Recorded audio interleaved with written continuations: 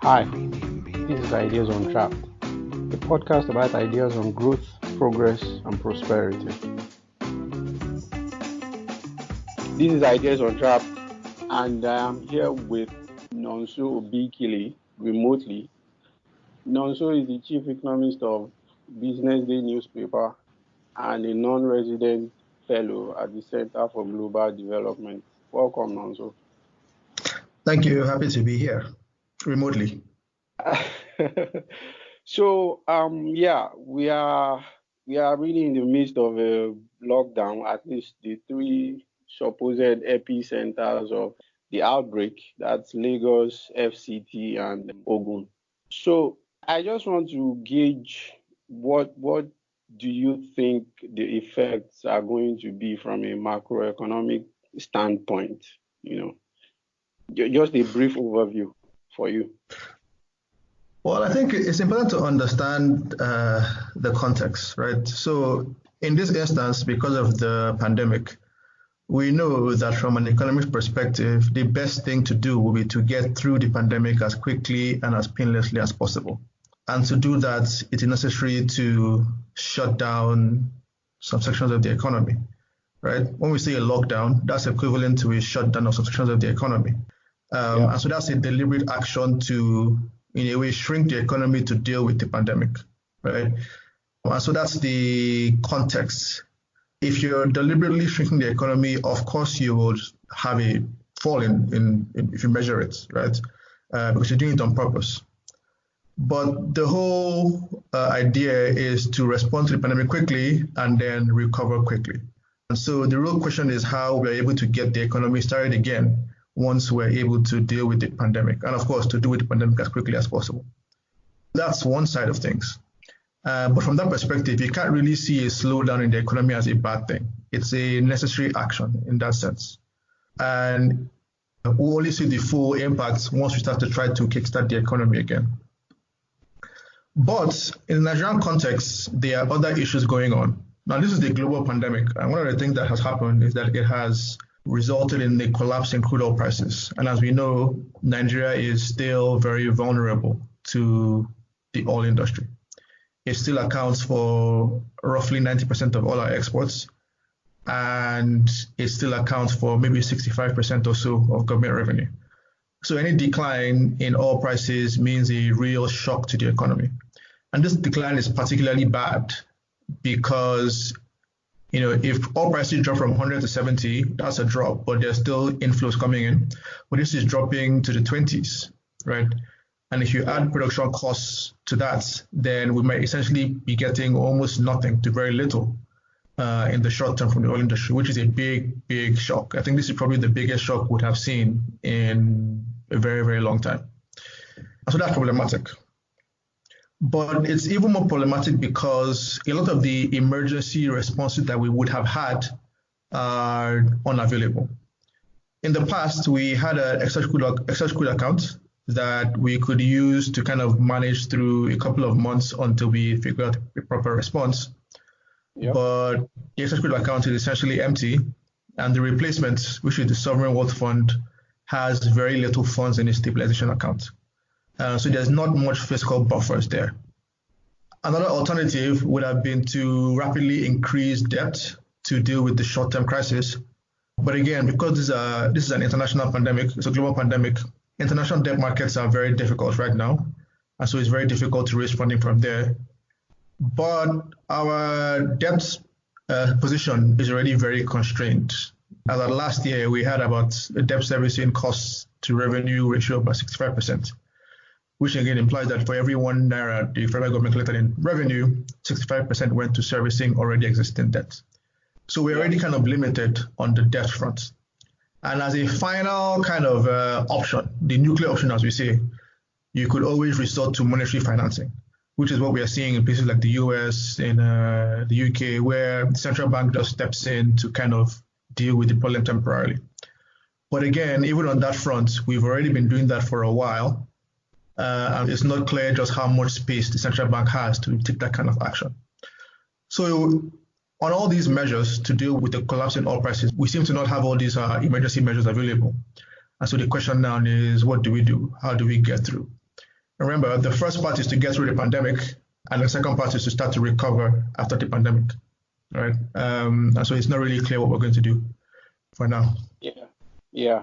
So, given the tight position we seem to be in from what you just explained, what would be your, I know forecasting is not an exact science, but what would be your prognosis for the economy in the next few months? I think a few days ago, the Minister of Finance came out and said that Nigeria could be in a recession in 6 months. So is that accurate? And if true, what do you think really could be a way to avoid the worst case scenario? Well, I think we might already be in recession. Remember, we're only growing at 2%. So you don't need to fall too far to get to below zero. Of course, a recession technically is 2 quarters of negative GDP growth, which means technically you can't get into a recession officially until the second half of the year. But in practice, I think there has been already a big collapse in economic activity. And again, part of that is on purpose. Remember, we're shutting down the largest state in terms of economic activity, Lagos. We're shutting down Abuja, which is also a very big state. So you're shutting down these key parts of the economy, which means that if they are really shut down, then you should see slowing economic activity. So I will bet that we're already in recession now because of the lockdowns. That being said, remember the goal is to lock down, deal with the pandemic, and then recover. Do I think we'll recover out of recession in the next 6 months? I don't think so. Simply because there are already all sorts of other issues that we need to deal with. Key one, of course, is the collapse in oil prices, which does not look like it's going to recover soon. But even before that, there were already a lot of pressures building in which this collapse in the oil price is kind of like a straw that broke the camel's back, to put it that way. So I think we'll already be in recession once we incorporate this lockdown. But I don't think that we're going to get out of that in the next 6 months or maybe in the next year. Now, what can we do to prevent that? Again, that question is kind of moot because if we're in recession, then the question is, how do you recover? What can we do to recover? I think there are many things. As an emergency thing, one thing we can think of doing is to look for an emergency bailout from somewhere. That would give us the kind of space to deal with the issues over the next 6 months to 1 year. But barring that, I think we need to move towards a more conventional kind of policy environment. One of the things we've seen over the last few years is that we've gone into all sorts of creative economic policy, things like border closures and foreign exchange windows and all these things.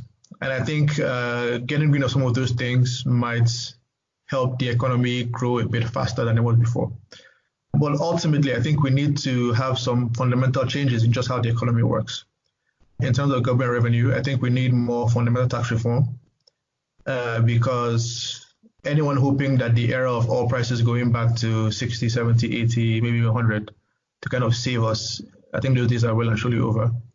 But it's pretty obvious that there are problems with the current tax structure. And so I think we need to start that question. I think in general, we need a more open economic policy agenda, open in the sense of, allowing people trade relatively freely, incentivizing people to participate in global markets. I'm not a deregulate everything person, but I think we need more flexible regulation that allow people to take decisions and take risks. Right. And so I think if we do all these things, then in the near term, then we might be able to start to see the economy pick up again more quickly. Of course, in the medium to long term, it's the big investments that count, the investments in education, the investment in health, the investments in infrastructure. But that's a more medium to long term agenda. Okay, let's zoom out a bit. Say this were happening like 30, 35, or probably 40 years ago. We can say that China or South Korea could be in the same position that Nigeria is currently. But I think they made some deliberate choices, policy-wise, maybe to industrialize, to open up to trade, be more export-oriented, etc. Why haven't we been able to do that? Where exactly is the logjam in terms of policy in Nigeria? I think our political economy has not allowed that kind of focus. Of course, we can, forget about the dictatorship days with all the military regimes. In those days, the whole point was how to extract and share all revenue, right? But since 1999, democracy, we've seen a bit more freedom, but we've also seen a bit more kind of political misadventures, to put it that way. We've seen a big rise in crony capitalism and the idea of using government to kind of corner markets for specific businesses. So that has kind of something we've seen. We've also seen a kind of short-termism in terms of just government spending. Right? We've seen successive governments think only about the next 3-4 years and how to deliver returns that give political victories. So we've seen governments focus on things like fuel subsidies and all these, short-term plans that really ignore the key underlying factors that grow economies in the long term, right? I think from an economic perspective, the issue has been that the political environment has not been suitable to make those kind of long-term decisions and long-term investments in education, in health, in trade, in exports, and all that. But again, it's easy to blame politicians, but I don't think it's a result of politicians alone. I think just in terms of the development of the Nigerian voter, I think these issues that are fundamental to long-term development have not been the issues that are focused on during elections. And I think that's where the fundamental challenge is. If you think about the issues that have driven the past elections, they haven't been about, trying to boost education. It hasn't been about trying to build a proper healthcare system. It hasn't been about, how to invest in infrastructure or trade. It's been about other issues. And I think that's the fundamental challenge. Because if you don't have a population that puts these major investments as its primary concern, then you end up with outcomes that are not about those concerns. But isn't that a feature of the political space itself? Like electorates are usually faced with, should I say, poor choices in terms of who to elect? Well, yes. So, our political system is very, difficult in the sense that the process of getting on a ballot box is completely, useless, for lack of a better word. So you end up with electoral choices that are, in many cases, not particularly ideal, having to choose between two candidates that you don't particularly like. And yes, that's part of the problem, right? That's part of the issue. That once it comes to elections, especially at the highest level, the issues that count for getting on the ballot box aren't the issues that are important for policy making for long-term development. They are other things. And I think that's, again, it's always easy to kind of blame politicians, but I think it's a society problem in general. And it's a challenge that we still, as a society, as a country, we still haven't found an answer to yet. You wrote an article, I think January, I'm not sure now, about rights-based approach to development. Can you expand on that a bit? It's a very simple idea that, even though we have a lot of poor people, we have a lot of less educated people know best about their situation than anybody else, right? People who are poor know best about how to live in poverty than people who are not. People who are trading know best about how to trade than people who are not. People who are, doing any kind of business know best about their business than most other people.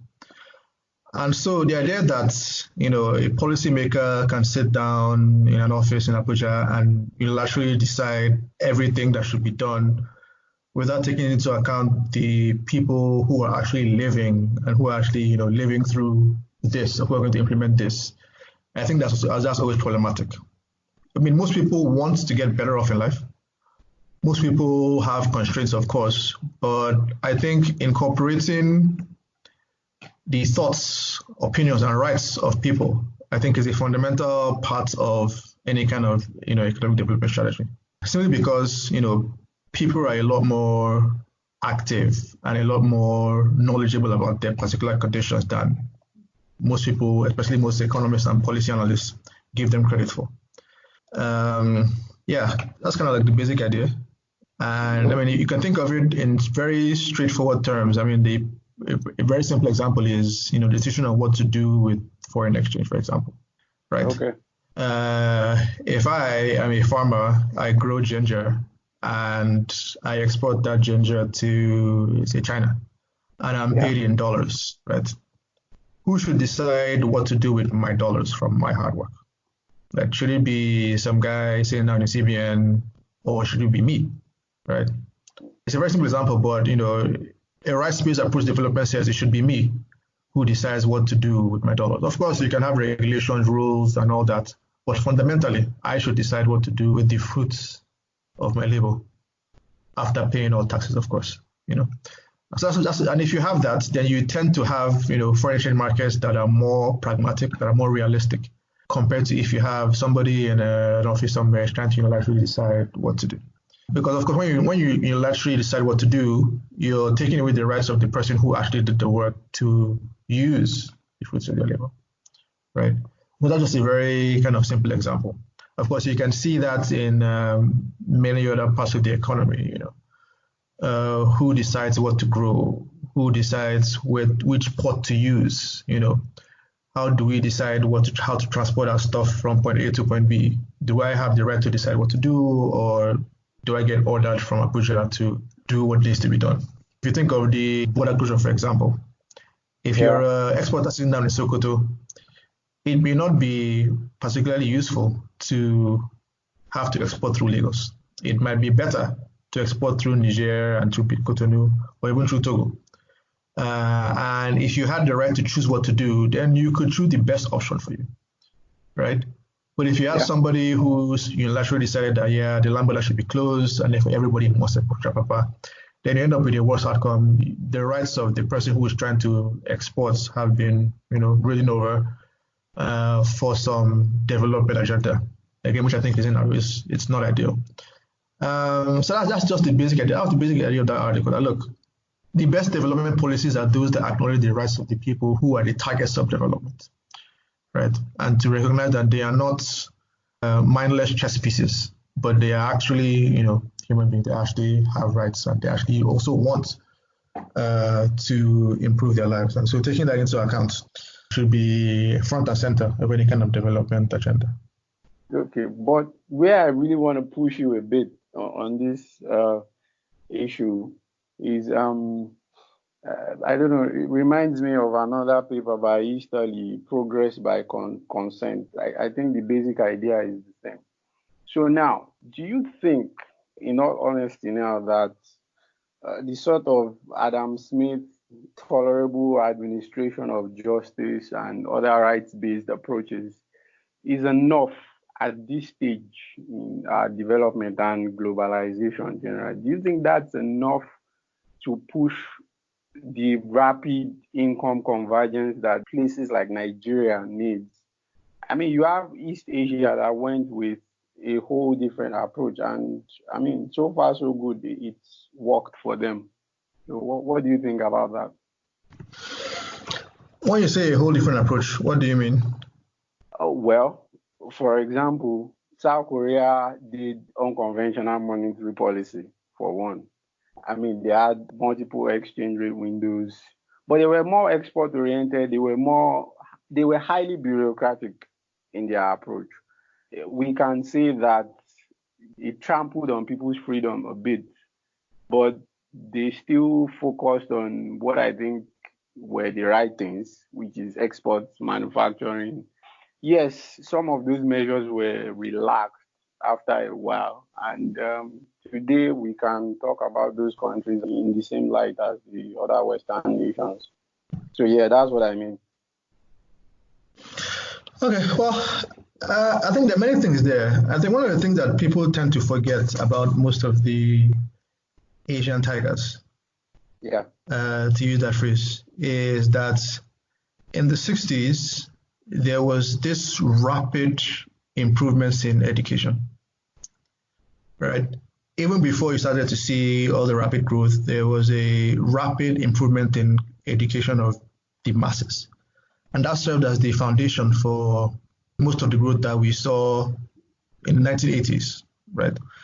Now, if you have a very highly educated population, then even if you end up with a dictator, you kind of have to have a smart dictator, put it that way, right? And as you said, even given that there were dictatorships, in quotes, the policy focus was always kind of outward looking. More exports, more trade, more interaction with global markets, right? And then there's a final function which I think a lot of people tend to forget when we just simplify things as dictator or democracy. I think state capacity itself is independent of the mode of governance. And in many of these places, you have histories of very long states. Remember, the world did not start in 1960, even though that's when we start collecting most data. But the world is pretty old. And in many of these places, you have a history of very strong state capacity, which of course means that even if you end up with a dictator or a democrat, you have, some of these elements of an effective state. Now, if you transition to most of sub-Saharan Africa, especially Nigeria, for example, there are very few places where you have that kind of history of state capacity. In Nigeria, prior to the colonial era, there is no Nigerian state at all, right? There is just a plethora of smaller states, some bigger, some smaller. In most of West Africa, most of sub-Saharan Africa, you don't have the same kind of historical state capacity that you have in some of these Asian countries.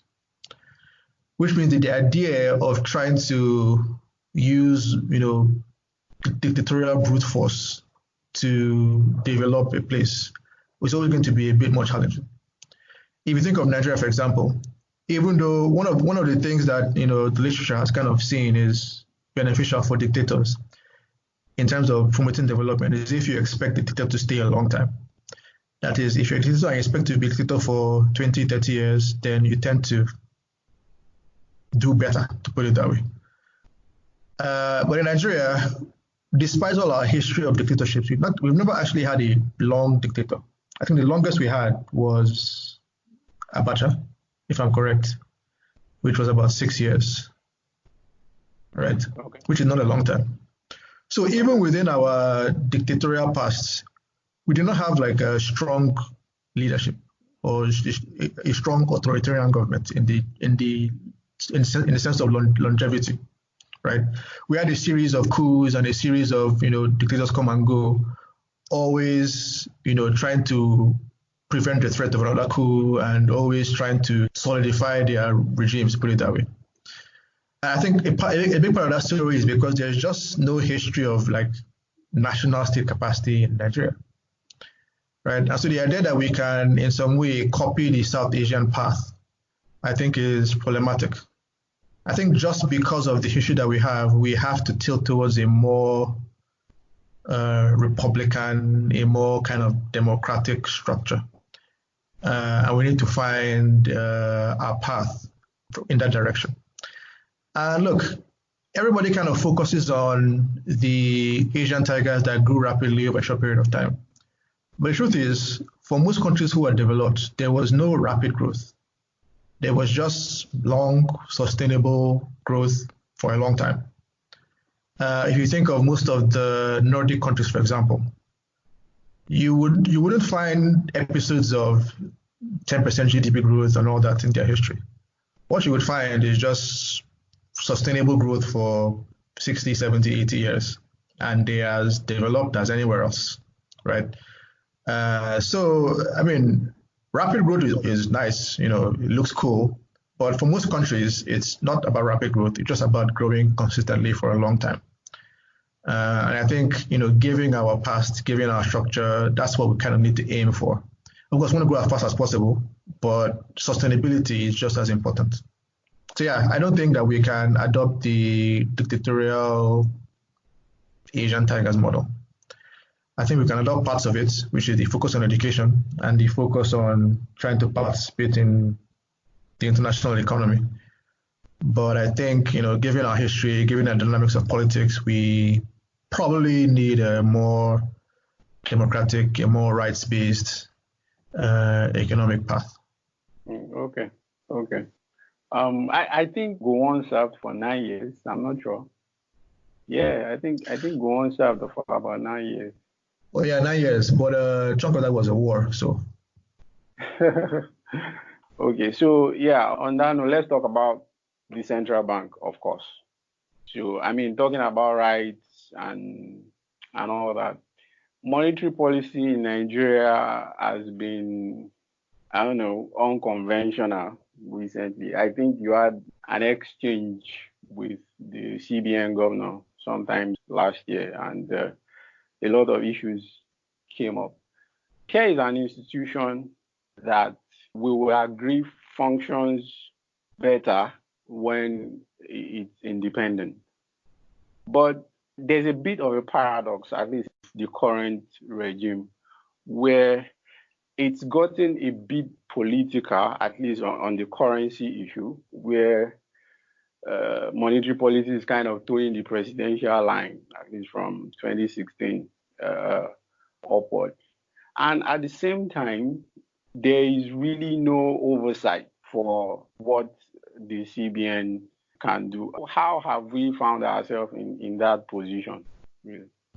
well, I should do the selfish thing and say it's what happens when you have no economists at the central bank. That's not And the selfish, idea I is, agree with you. I mean, we have a few economists, but over the last maybe decade and a half, central bank has been filled with bankers and accountants who have a different background and a different view of economic policy than most macroeconomists would have. That is kind of the fundamental problem to me. Because look, you always have issues of central bank independence. You always have issues of, presidents wanting ABC. But what you need in that kind of situation is a central bank that can articulate the reasons why ABC are not ideal or not feasible, and that can explain an appropriate monetary policy path, not just to the presidency, but to everyone in a credible way. Right? And I think that has been lacking. Once you have a central bank where there's not a basic understanding of macro policy, then you tend to have all these kind of challenges. And I mean, let me just be fair, there's a lot of very good economists at the central bank, but very few in actual decision-making positions, which is problematic. I mean, in terms of our macro policy space, I mean, it has been dominated by FX over the last 5 years. And everything seems to revolve around trying to manage the exchange rate, which again has led to all sorts of unconventional policies, as we say. We've seen lots of administrative measures trying to limit demand for foreign exchange. We've seen the bans on use of FX for importing XYZ. I think there's still a 41 or 42 items list. We've seen all sorts of things like milk being banned, all that to try to limit demand for foreign exchange. And then at the same time, we've seen all sorts of policies to try to incentivize short-term portfolio funds to bring foreign exchange. Chief of which is the issues in the normal market with the CBN bills, where the CBN is essentially indirectly kind of borrowing foreign exchange at very high rates, 14, 15%, which is unheard of, right? But the foundation for all that is an attempt to keep the exchange rate fixed. Not fixed in any particular real sense, but fixed to the US dollar, which is a relatively strong currency, right? Yeah. And what has happened is that you've had all these imbalances kind of build up as a result. Nigeria is not the only country in the world that has its own currency. Many other developing countries have their own currencies. South Africa, China, even India. But if you look at the Naira relative to these other emerging markets or developing country currencies, the Naira has strengthened a lot over the last 2-3 years. Again, all that is as a result of trying to arbitrarily keep the exchange rate fixed to the US dollar, which has been kind of the foundation for most of the macro policy. And all that seems to be maybe indirectly a consequence of, a political decision to manage the exchange rate as tightly as possible. It's been problematic, and it's resulted in a lot of heterodox, as he says, monetary policy. But I think importantly, that kind of environment has proved difficult for economic growth. Right? We've seen growth struggle, and I think that is partly because of that macro policy environment. Of course, there are all sorts of other issues with the Nigerian economy beyond just monetary policy. But, we've seen investments into short-term securities as the only investment that is incentivized, which is not ideal for a country of Nigeria's position. We should be, doing what we need to do to incentivize long-term development, long-term investment, foreign direct investment. What we're seeing is a push towards short-term securities, which has its uses, but again, is not ideal for economic growth in a country like Nigeria.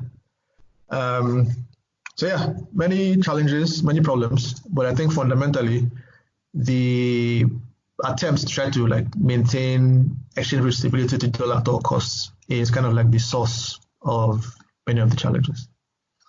Let's talk about the role of the media in all this. I know you write a weekly column for a newspaper, and it's part of the problem, public discourse on economic issues. What is the role of the media in this? I mean, economists are not really driving the conversation in the media. And yes, I know there is Twitter and all that, but is that part of the problem? Is economic education broken because the media landscape has been empty in that regard? Well, in a way, I'll say yes and no. Let me be a fancist on this one. I'll say yes and no. No, because economics is like a very weird field in the sense that for any particular issue, for many issues, you have economists who disagree. And that kind of disagreement means that there's no consensus on many things, which again means that it's difficult to kind of drive, the public towards one direction if there's even no consensus within economists. But on the other side, yes, a lot of the discussions around economic policy seem to be focused on trivial issues without any kind of long-term thinking. A good example would be to think of, the discourse during the fuel subsidy debates in 2011 or 12, right? I think in that instance, the media played a big role in driving home the idea that the issue was corruption, not necessarily that the subsidy itself was not ideal. And that definitely made an impact into the relapse of the policy. So I think the media can do a bit more in terms of driving the debates and nudging the public towards a more ideal kind of position. But I think ultimately it's really about leadership that needs to articulate that position, right? Populism is a very common problem around the world. And so if you always follow what people want directly, then you will end up in difficult situations. So it's not just Nigeria, it's everywhere. But I think leadership needs to have a proper policy philosophy and get the public to buy into that. And from that perspective, the media plays a role, but the media is not the key determinant of the outcomes. I think leadership is a bit more important. If you have a leadership that has credible economic policy and that convinces people via the media to buy into its policy philosophy, then the media has a role to play there. But if you have the media just regurgitate, some of these more populist agendas, then you end up in a difficult situation. Okay. Before I let you go, if you had to choose between these three long-run structural forces as as one with the heaviest hand in our affairs in Nigeria, which would you choose between institutions, geography, or history? I think it's obviously institutions. Geography is fixed for the most part. And part of the story of human development is being able to overcome your environment. And so geography cannot be an excuse. History is history. History has already happened. And even though history counts, history matters. But nobody is locked into a particular historical path. Every country, every society has agency to change the direction. And so I don't think history is a real constraint. But I think the institutional capacity is where the big challenges lie. So yeah, I will lean towards the institutions answer. Although, I mean, institutions is a very broad term encompassing lots of things. But even at that, I think I will lean towards institutions. Okay. I want to indulge in a bit of gossip before I let you go, finally. There's an anecdote out there. I want you to confirm whether it's true for me that the current CBN governor actually said, "I'm not your mate." Is that true or not?